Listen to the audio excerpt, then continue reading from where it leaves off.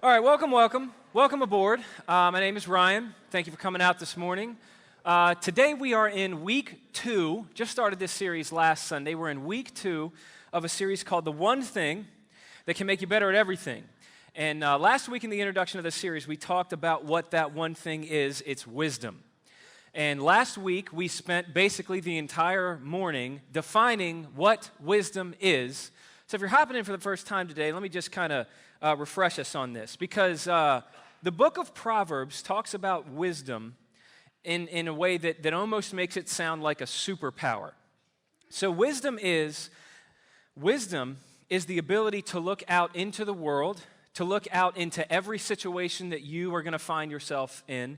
It's the ability to look into other people and even into your own heart with the depth of insight and understanding that the vast majority of people simply don't have. But more than just having that knowledge, wisdom is about knowing what to do with it.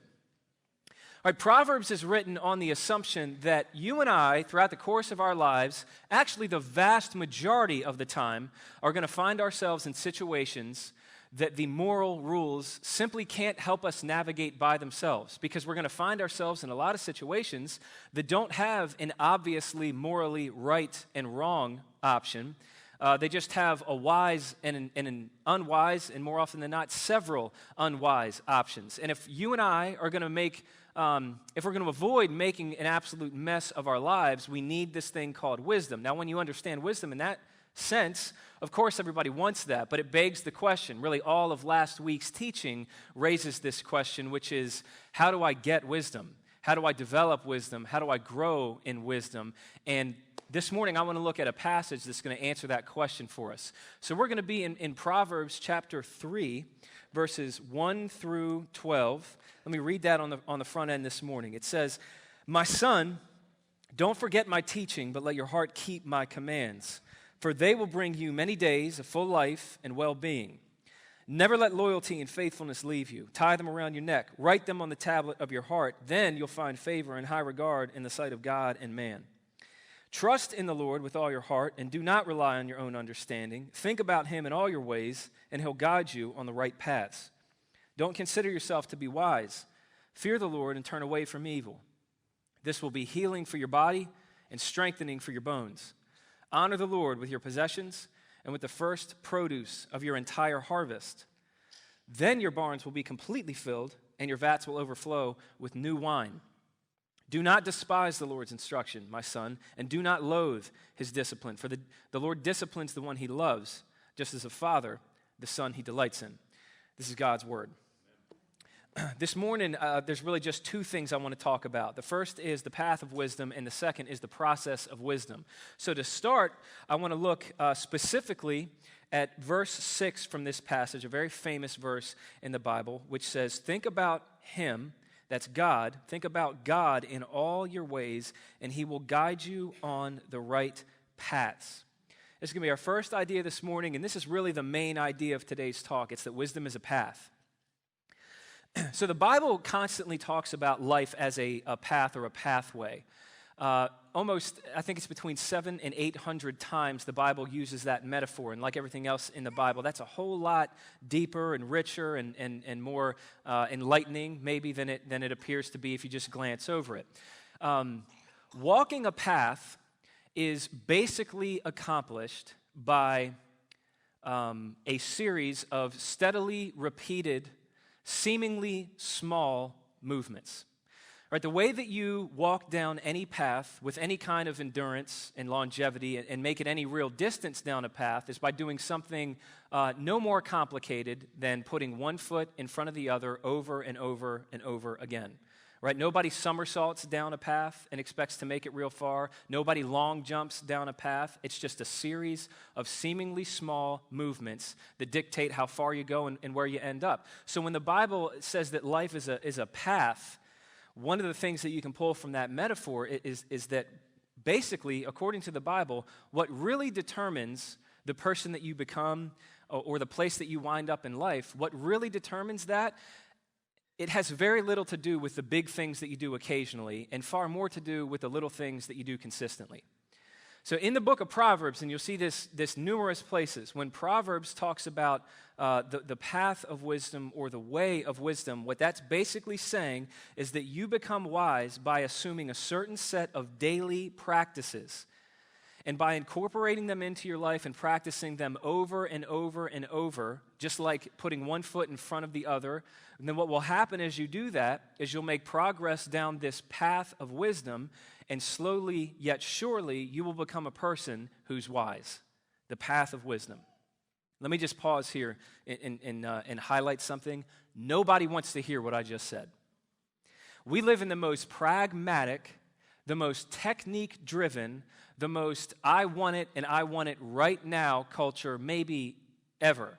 And the reason that we think like that is because we've been almost conditioned to think that way because of the wildly unrealistic versions of reality that we have been shown over and over and over again. As an example of this, as a real-world example of this in my own life, my wife Katie and I have Disney Plus. All right, Disney Plus. Big fan of Disney, by the way, not a Disney hater. That's not where I'm going. So Disney Plus is a streaming service that's got all the, Disney shows and movies and stuff like that. And if you didn't have a long enough childhood and you want to go ahead and revisit that, it's a great streaming service to have. So I was perusing Disney Plus not too long ago, and I came across one section that said throwbacks. And I like throwing it back. So I scrolled through the throwbacks, and I found 3 words that have changed my life. And that's Boy Meets World, all right? Show that came out in the early to mid-'90s, and I loved it then. But to be perfectly frank with you, even today, I mean, one of the things that I look forward to the most is just laying in bed and watching that show with Katie at the end of the day because, like a fine wine, that show has aged exceptionally well. Watching that show in my early 30s, though, is very interesting because, you obviously have a much different experience on it, or a much different perspective on it now. So one of the things that I've noticed watching Boy Meets World in my 30s is that every episode is exactly the same. There is no exceptions to this. What's going to happen is in the first 3 to 5 minutes, a colossal, incredibly complex problem that has It could potentially upend everybody's lives and destroy relationships left and right is introduced. And somehow, in just 22 minutes, that incredibly complex, multifaceted issue has been completely resolved. And there has been about a lifetime's worth of personal growth in all of the people that were involved in it.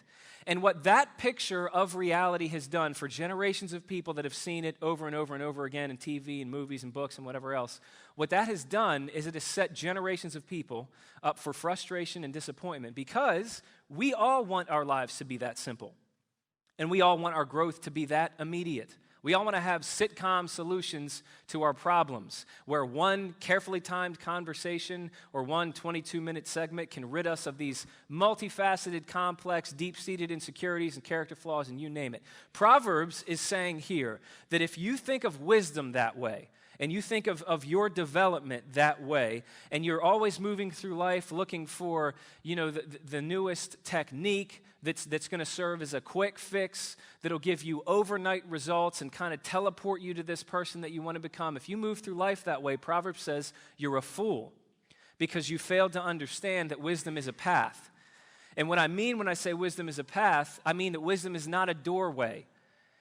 Right? It's not a door that you can open and take one step to get through if you just find the right key and turn it the correct way. Wisdom is a path that you walk down, and there's no shortcuts. And just as it is with any other path, the only way that you're going to make any real progress down it is by incorporating a series of repeated disciplines and practicing them over and over and over again in your life. So, that, of course, raises the question, what are the practices that you and I need to incorporate into our lives if we want to make progress down the path of wisdom?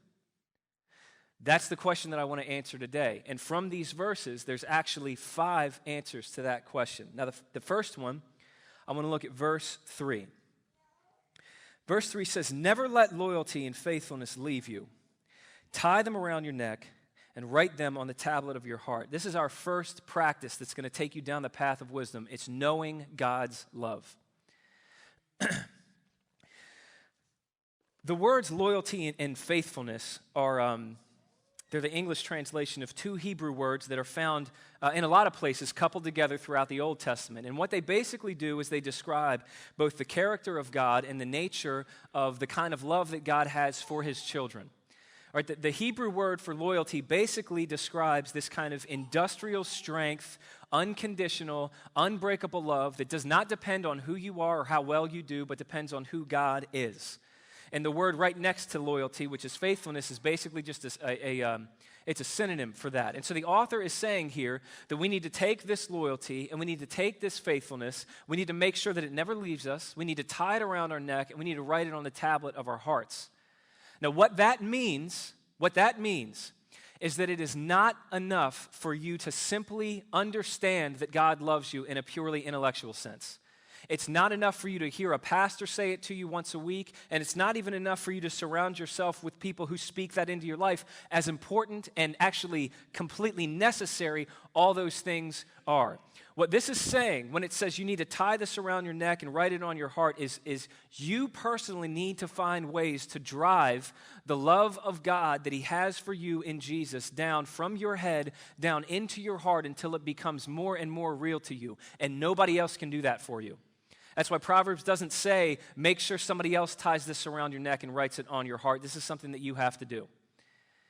One of the main reasons that so many people who are legitimate followers of Jesus never see the growth that they want to see in their own lives and never make it very far down this path of wisdom that we're talking about this morning, one of the main reasons that they continually make poor life decisions that lead to poor outcomes, a lot of times, the reason for that is not because they don't love God enough.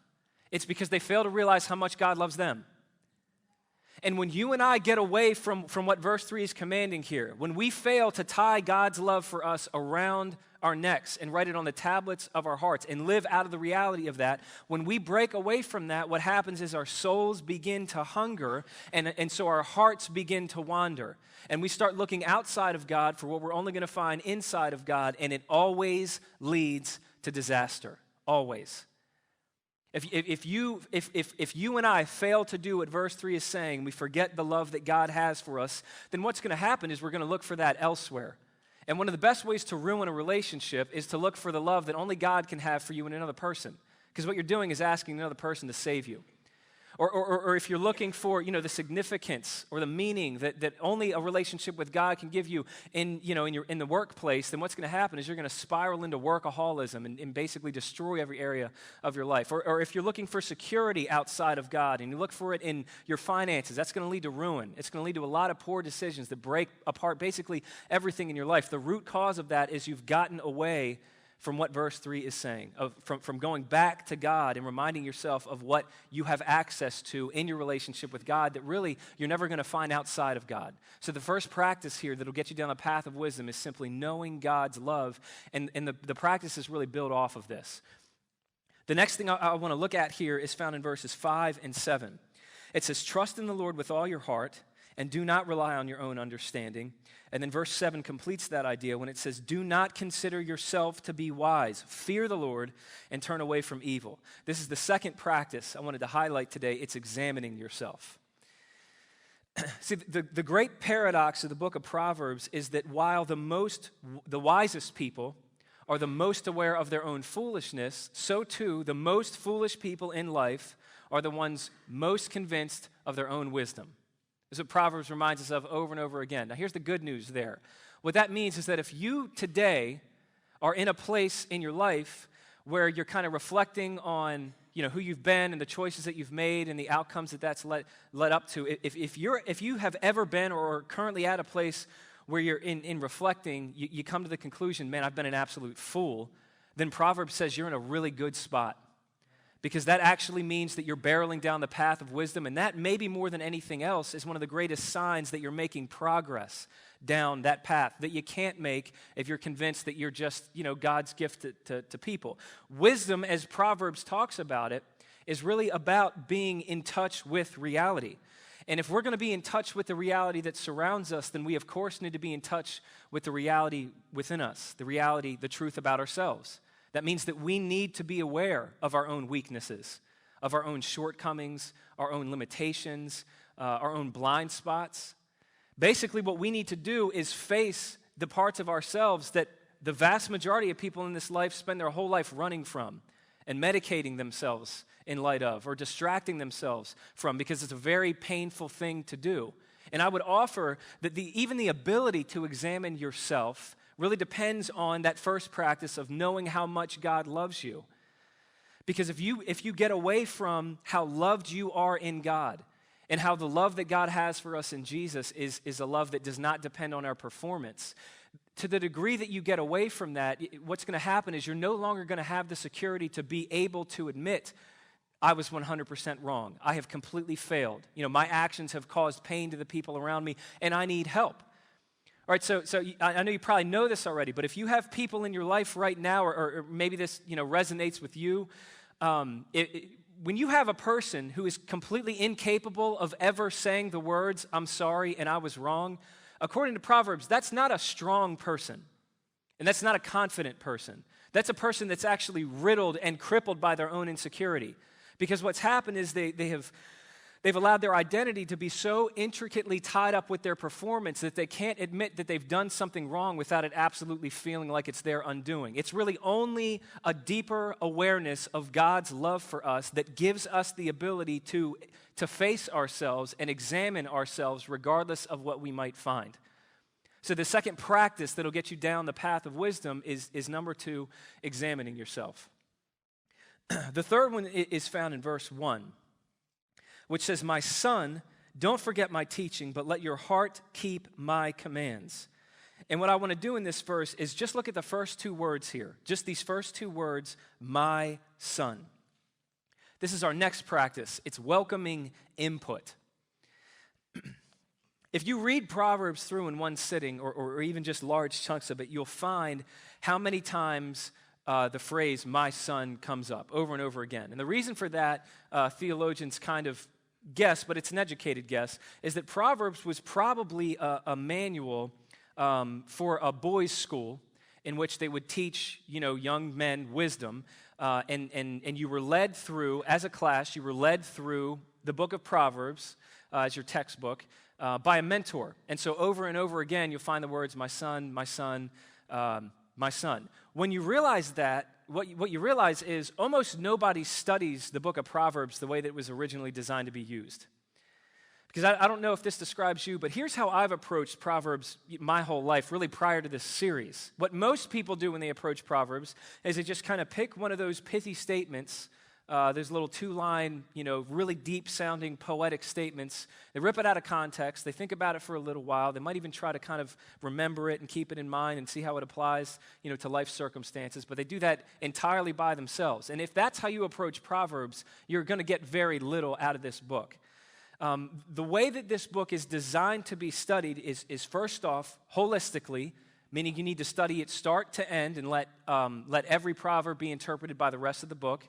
But secondly, and I would say just as importantly, you need to study this book in community, alongside of people who are going to see things in this book that you can't otherwise see and challenge your perspective and help you to grow that way.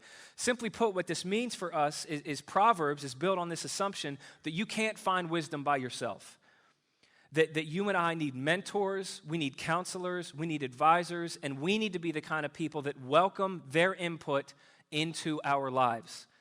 And in case you're kind of new around here and you were wondering about it, this is one of the many reasons that we make such a big deal of small groups in our church. Because simply as designed by God, it's really the context of relationships with God's people that God has designed to be one of the primary ways that we grow ourselves. So the third practice here is welcoming input from the people around you. To see the fourth one, I just want to look at the rest of verse 1. Right, that's what you can see in just the first two words here. But the verse goes on to say, my son, don't forget my teaching, but let your heart keep my commands. Now that word, first off, this is going to be our fourth practice today. It's knowing God's word. But here's where you find that.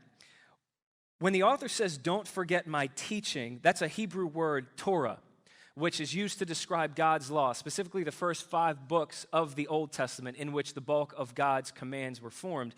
what this means for us when the author says you can't forget the teaching, you can't forget my teaching. What that means for us is very simply, if we're going to live this life well and navigate it successfully, then we're going to need to know what God has to say about how this life is meant to be lived. And that is really only going, maybe not only, but it's going to primarily come from this book. I mean, of course, you can get that in prayer and you can get that in relationships with other people, but there is no substitute for what God has said in His Word. And one of the many reasons that we are so in need of what God has said in His Word, I mean, Jesus showed us, His wealth of biblical knowledge. Every time He was faced temptation, and He's constantly quoting from God's Word, which should model for us how much we need it. One of the many reasons that we need to have a steady diet of God's Word in our life is because God, through His Word, is going to consistently challenge us to do things that we would never otherwise do because of how counterintuitive and against the grain of our own nature it's going to feel. And one example of that is literally in this passage. Because verses, literally, in this right here, verses 9 and 10, what we're reading is while, culture would say, or the world would say, or even our own hearts would say, hoard everything you have for yourself and spend it on yourself and try to purchase the most satisfying life you can for yourself, right? That's what we would normally do on autopilot. What Proverbs is saying here is actually to view your possessions as first off God's possessions, and then to give them away, because that's what real wisdom is. So the fourth practice here is knowing God's Word. To see the fifth practice, and this is going to be the last one, and there's a reason that I wanted this one to be last. I want to focus on the last two verses in this passage. Verse 11 says, "Do not despise the Lord's instruction, my son, and do not loathe His discipline. For the Lord disciplines the one He loves, just as a father, the son, He delights in." This is the fifth practice that will take you down the path of wisdom, and it's accepting hardship. If you read this passage like we did on the front end today, if you pay careful attention to verses 1 through 12, you'll find that there are some really amazing promises here in Proverbs and elsewhere in Proverbs, but specifically here. For instance, verse 4 explicitly says that if you will walk down the path of wisdom, people are going to like you. This is a promise in God's Word that you are going to find favor and high regard, not just in the sight of God, but also people. You keep reading, and verse 8 says, if you walk the path of wisdom, you're going to be healthy. It's actually going to be good physically for you. It's not just a spiritual thing. It's got physical ramifications. And verse 10 says that you're going to make money if you walk down this path. That's a promise in these verses. Now, that all sounds great. What those verses are saying here, and what the book of Proverbs says as a whole, is that generally speaking, if you and I will submit our lives to the practices and the principles of this book, generally speaking, our lives are going to be better, certainly a whole lot better than they would be if we ignore all of this, right? And everybody loves to hear that. But then what you see at the end of this passage in verses 11 and 12 is that hardship and difficulty and suffering and pain and loss, that's going to be a part of the path. That's just a part of the process of training in wisdom, of growing in wisdom. Because wisdom ultimately is not about avoiding hardship. What wisdom does is it transforms hardship into more wisdom. And so what the author commands here is that we neither despise nor loathe that hardship and that difficulty when it becomes a part of our path. Now, those words, to despise and to loathe something, those are two different Hebrew words that have two very different meanings, and what they describe are the two basic ways that every single one of us have a tendency to respond when life gets difficult for us. I guarantee you that everybody listening to me right now falls broadly into one of these two categories, all right? The first thing it says is not to despise it. To despise something simply means to refuse it. So people who despise hardship and suffering and pain are people who basically refuse to deal with it. They don't talk about it. They don't acknowledge it. They live completely in denial of it, which is not a healthy way to go through life. Right? But people who loathe hardship do exactly the opposite. To loathe something, specifically hardship, is to basically become openly resentful and openly bitter, and to take the pain that you've experienced and really project that onto the people around you, All right, so people who despise hardship are those who break inwardly. People who loathe it are those who break outwardly. But what Proverbs is saying is that both of those responses in the face of hardship are wrong. And what wisdom does, wisdom is really fundamentally about accepting the fact that that kind of hardship and pain and loss and suffering is just a part of the path. And wisdom is about allowing that hardship to drive you back into the practices that we've talked about all morning. It's about allowing hardship to drive you deeper into knowing God's love for you, to cause you to further examine yourself, to continue to welcome the input of the people that God's placed in your life, and then lastly, to dig even more deeply into God's word. And the promise of Proverbs throughout the book is that if you'll respond to hardship that way, then the most difficult times of your life will also be the times when you grow the most rapidly. All right? So that's the 5 practices that will take you down the path of wisdom. And I got to stop here and say this. If I ended this teaching here and I were you, I would not come back to this church. See, it's fine to stand on a stage on a Sunday morning and say, you know what, hardship is, it can actually make you wise if you just accept that it's a part of the path. It is so easy to say that with a microphone strapped to your face on a Sunday morning. But I guarantee you that there are people listening to me right now. Now it's going to get real. I guarantee you that there are people listening to me right now, and the first thought that comes to your mind when you talk about accepting hardship is, okay, fine, but there's different kinds of hardship, and there's different kinds of suffering. There's the kind of hardship that's just a part of the path, and then there's the kind of hardship that knocks you down and has you wondering whether or not you will ever be able to stand up again, let alone take another step down that path. All right, there's the kind of hardship that we're all going to experience living in a broken, sin-stained world, and then there's real tragedy. All right, I don't want to say anything needlessly offensive, and I know that I'm walking on holy ground here, but let me just put this out here for you. There's a difference between a 95-year-old going to bed one day and never waking up after a well-lived life. There's a difference between that and a 9-year-old dying of cancer. There's a difference. There's a difference between going into work and not liking your boss and being treated unfairly and having to look for employment elsewhere. There's a difference between that kind of injustice and unfair treatment. There's a difference between that and being sexually molested in the home that you grew up in by people who were supposed to protect you. Those are not the same. They might both be hard, they might both be difficult, but they're not the same. And if you come to the table this morning and you have experienced real tragedy, then you might hear a pastor say, well, you know, it's just a part of the path and we got to accept it. Hey, that might be true, but it doesn't help anybody because it's not a sufficient answer. It's just not, it's not sufficient. See, if it's true that wisdom really is the ability to handle reality, regardless of what reality is for you and I, then I think it's also true that real suffering, and I mean real tragedy, just seems to devastate wisdom. It just seems to confound wisdom. And so the last thing that I want to talk about this morning is how you and I can get the ultimate wisdom to face real tragedy in this life. A man named Agur, whose words show up late in the book of Proverbs, evidently wrestled with this question himself. In Proverbs chapter 30, verses 2 and 3, I want you to listen to what he says. He says, I am more stupid than any other man, and I lack man's ability to understand.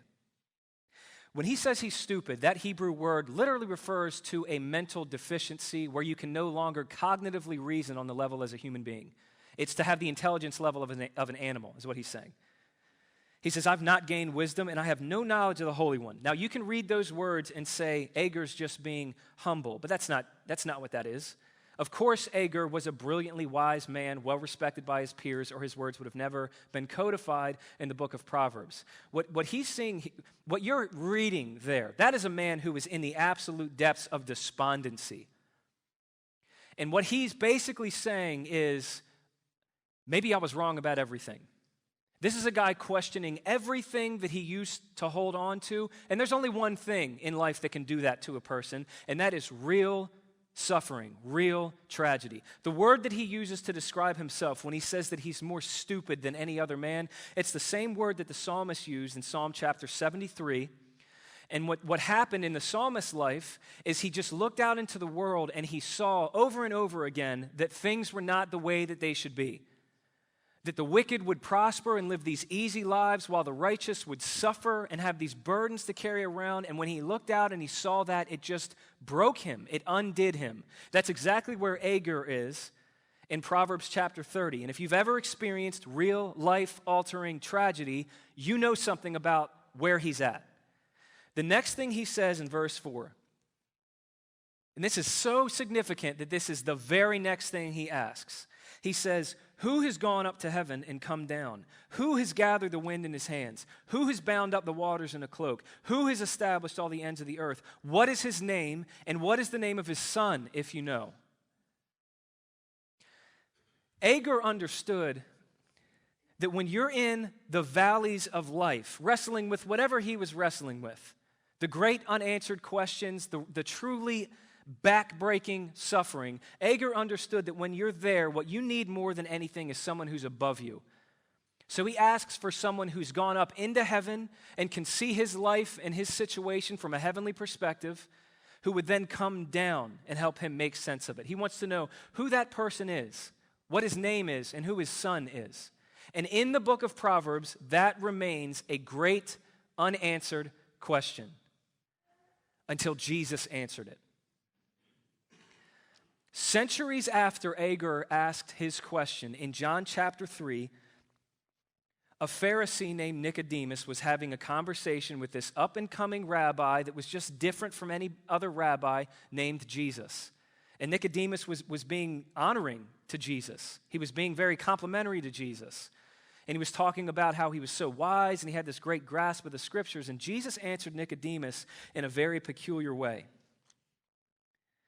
In John chapter 3, verse 13, Jesus said, "No one has ascended into heaven except the one who's descended from heaven, the Son of Man," which was Jesus' way of referring to himself.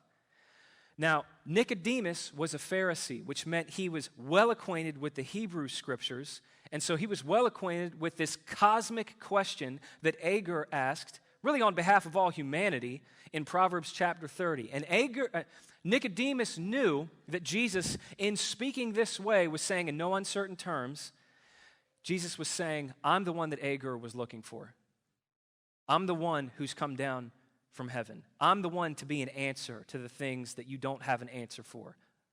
It's me, Jesus, the Son of Man."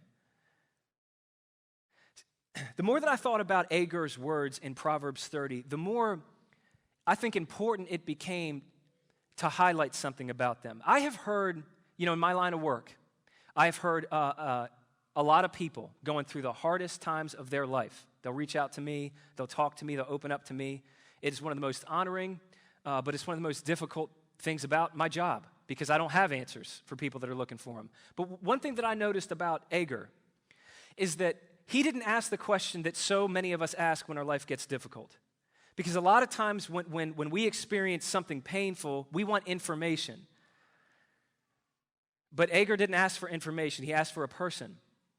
And where we always ask why, Agur didn't ask why, he asked for a who. Because he knew the only way that he was going to be able to get through the hardest times of his life, the truly paradoxical questions that don't have answers parts of life, is if he had somebody that would come down from heaven and just enter into the mess with him. And what Jesus is saying in John 3:13 is that that's what he came to do. See, the promise that we have in a relationship with Jesus is not that we will live a life free from suffering. I don't know how anybody got that idea. It is ridiculous. And the promise that we have through a relationship with Jesus is not even that we'll get answers. I mean, all things considered, for all of us here today, we're probably never going to get answers to a lot of our why questions on this side of eternity. Why do I have to go through this? Why did this happen to this person I love? Why did I grow up in that childhood home? Why does what somebody else did to me affect me so much? We're probably never going to get answers to those questions on this side of eternity.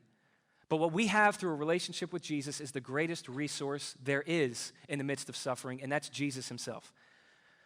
Because right after Jesus said this, in John 3:14, he said, "Just as Moses lifted up the snake in the wilderness, so the Son of Man must be lifted up, so that everyone who believes in him will have eternal life.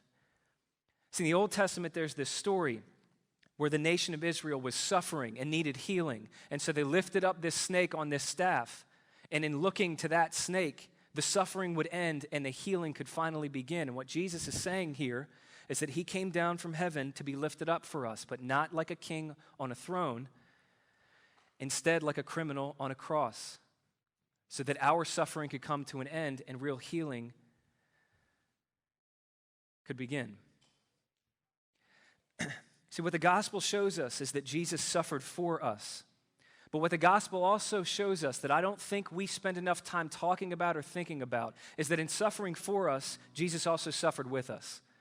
See, Jesus is not a prophet that stands on the outside of our lives and tells us what to do when we suffer. Jesus is a Savior who enters into our lives and suffers with us. And the Gospels show us over and over again that Jesus knows what it's like to experience ultimate pain, loss, rejection, abandonment. He knows what it's like to call out to God and not be answered. He knows what it's like to actually be forsaken by God. And everything that Jesus experienced, he experienced for us. No other founder of any other major belief system claimed to do for you what Jesus did for you. That's what makes the gospel so different. And the reason that this is so important to understand is because when you understand all that Jesus went through for you, you begin to trust him. And when you begin to trust him, and as you trust him more, what you'll find is that no amount of suffering in this world will be able to break you. No amount of suffering in this world will be able to break you. Because in Jesus, we have the promise not only that we will never suffer alone, but that suffering will never have the final word because of what he did on the cross and the fact that he's coming back to finish what he started. That's the answer that Agur needed to face the unanswered questions of his life. It's what all of us are going to eventually need, and it's what all of us have access to in Jesus. So I want to leave you today with a quote. It's as if we will let him, God, will make the feeblest and filthiest of us a dazzling, radiant, immortal creature, pulsating all through with such energy and such joy and such wisdom and love as we cannot now imagine, a bright, stainless mirror which reflects back to God perfectly, though of course on a smaller scale, his own boundless power and delight and goodness. And then he said this, the process will be long and in parts very painful, but that's what we're in for, nothing less. And he meant what he said. So I just want to leave you here.